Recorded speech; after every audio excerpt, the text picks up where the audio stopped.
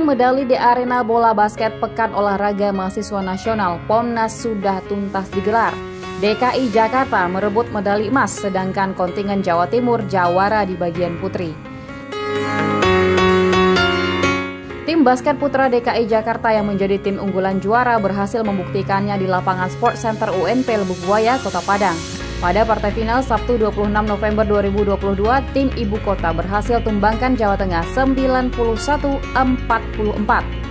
Pada perebutan tempat ketiga, Banten berhasil rebut medali perunggu setelah kandaskan perlawanan Jawa Timur dengan skor akhir 75-54.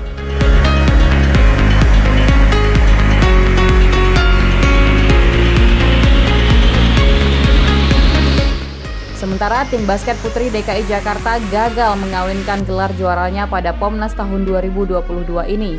Basket putri DKI Jakarta harus mengakui keunggulan Jawa Timur pada partai final dengan skor akhir 80-59. Pada perebutan medali perunggu, kontingen Lampung tidak mampu mengimbangi permainan Banten. Basket putri Lampung harus mengakui kuatnya Banten dengan skor mencolok 16-78.